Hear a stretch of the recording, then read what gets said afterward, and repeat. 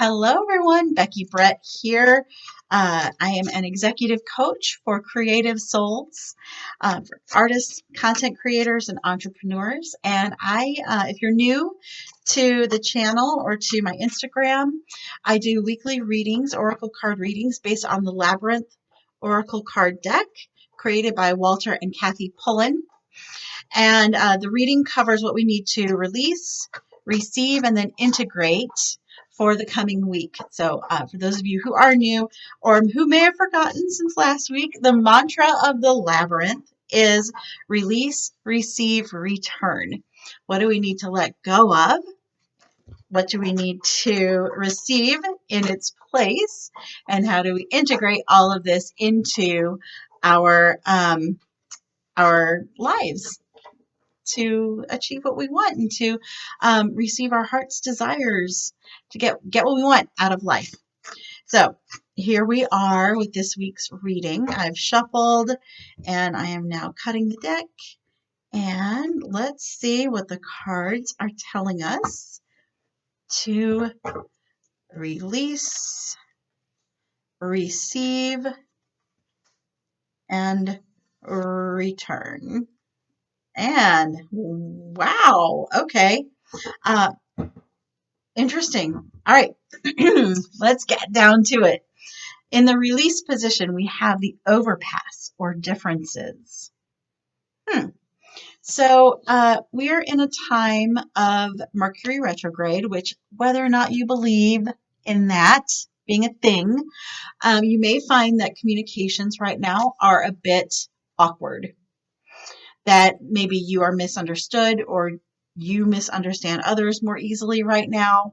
And it can create differences like this, different perspectives, that it's just a challenging time. And what we need to remember with this being in the release position is to remember that each person has their own perspective. Neither of them is wrong. Their perspective is true for them. So kindness goes a long way. Assuming the best intentions goes a long way. And just keeping in mind that because someone's perspective is different doesn't mean it's wrong. It's true for them. And it may be more true than you know. So release that, release what's different, and try and release any attachment to being right this week. Let go just let go of that need to be right or any fear of failure. I would also just recommend to let go of anything that seems to be an obstacle is probably trying to steer you in a different direction or get you to slow down. So just keep that in mind as well, that anything that appears to be like an insurmountable difference is probably there to teach you something. So stop for a sec and think about what it is there to show you. What gift is in your differences here? Then in the receive position, so once we let that go, in the receive position is King Minos, or honor. Now the thing though with King Minos is he took honor a little bit too far and got his feelings hurt. So with this being in the receive position, it's reminding us to stand firm to our own boundaries. And I'm kind of drawn to like the way the sword and the flowers are upright, almost making like a fence behind him. That this is the week to receive your boundaries, receive them with kindness and compassion. Again, going back to this overpass card, but communicating your boundaries with kindness and compassion creates a lot of clarity this week, and can uh, help you be perceived as a person of integrity, which you are a person of integrity, aren't you? But sticking to your boundaries will help you appear that way to other people as well. They will get it.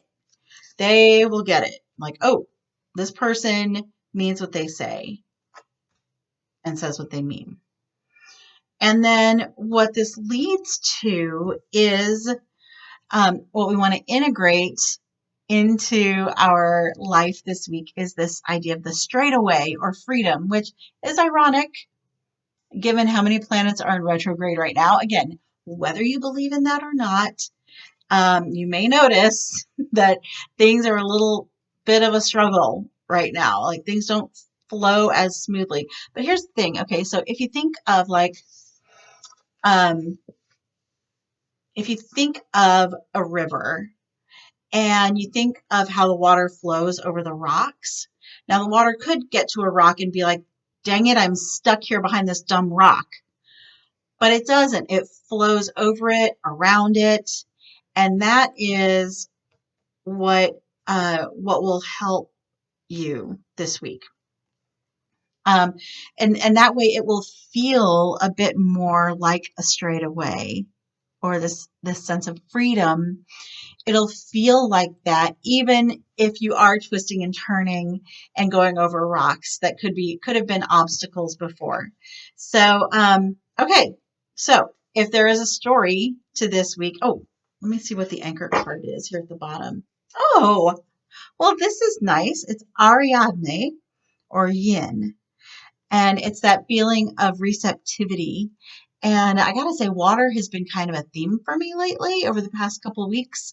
Um, so allow yourself, the way water is supportive when you're floating in it, allow yourself to float and be supported this week.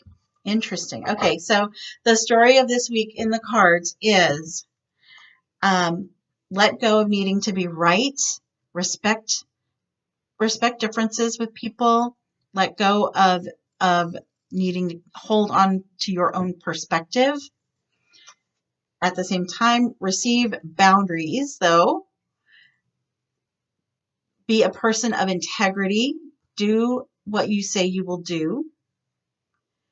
And flow. As you flow with that, it will feel like freedom. Does that make sense? Is this landing with you? If it is, let me know. I would love to hear what you think of this. What you think of this week's reading. Because there's a part of me that's sitting with it and it's like, wait, Becky, you're a little bit contradicting yourself. Like let go of having to have your own perspective, but then stick to your boundaries. These are two different things, okay? Because one is how you relate to other people and that need to be right all the time. And the other is integrity in yourself. So, being right with yourself is different from having to be right with other people. And then if you can go with the flow of this week, that yin, that receptivity, that flowing like water, things are going to feel a lot easier. It could be hard. You could make it hard. But why? Why would you want to do that? Why would you want to make it hard? Okay, I'm going to also pull one of these Witch's Kitchen cards. And look, for this one, I don't know these cards as well yet, although we are developing a nice little relationship. But since I don't know them that well and what each one means, I will read the description from the book while I'm learning these cards. So, okay, what is the top ingredient for success for our creative souls this week? What is the top ingredient for success with our creative souls this week? Let's see what this one has to say. We have, damn. We have, look, I don't even know. This is the first time I've ever pulled this card, blackberry or invasive. Let's see how this is a key ingredient for success this week. I have a feeling it's going to be um, kind of maybe along the lines of this King Minos card. But let's just see what's going on with blackberry and invasive being the key ingredient for success this week. Oh my God, I'm so interested in what's about to be revealed to us. Okay, blackberry's guidance. Oh, okay. So the way this book is laid out, it's kind of cool. There's like a little spell right here, a little rhyme, and then sorry, the glare. And then there's what the guidance of the ingredient is, and then a recommended recipe, and then a little bit of history about it.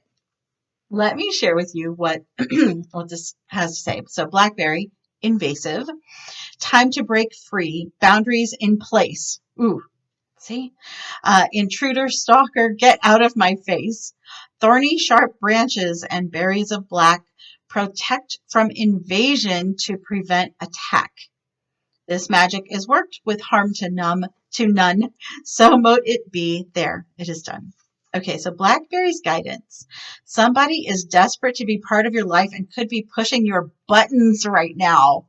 Man, oh, this ties together so well with the Overpass and King Minos. Okay, their invasive presence and blatant disrespect of your boundaries is making you feel uncomfortable.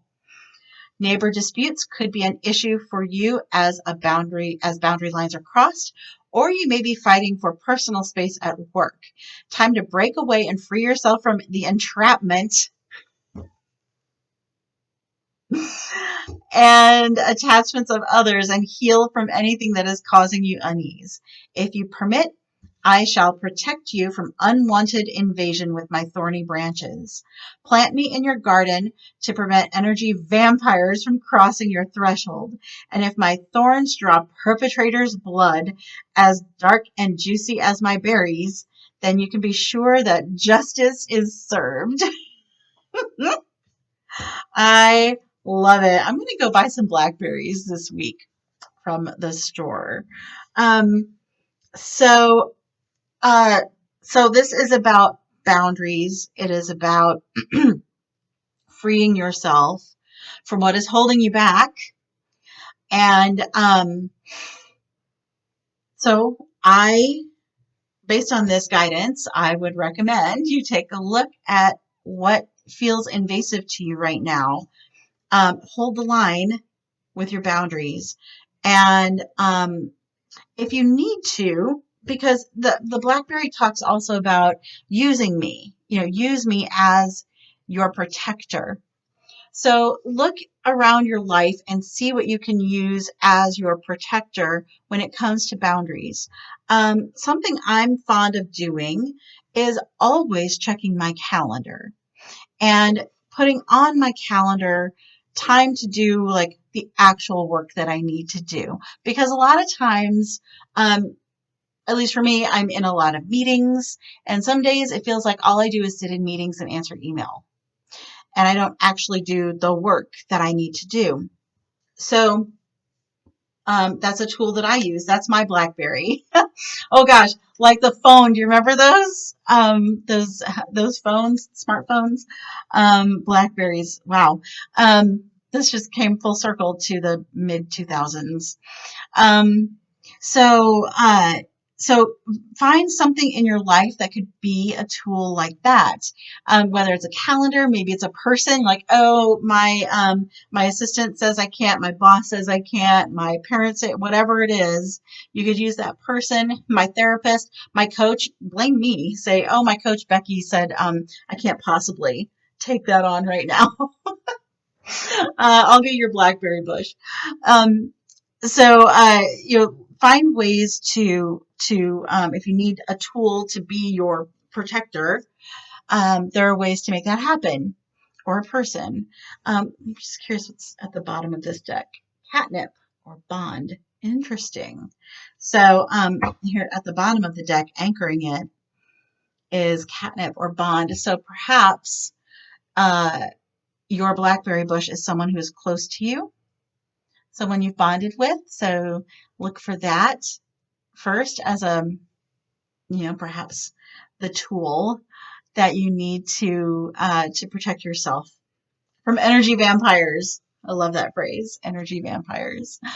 All right. Well, this has been amazing. Thank you so much for joining me. I hope that you have an amazing week.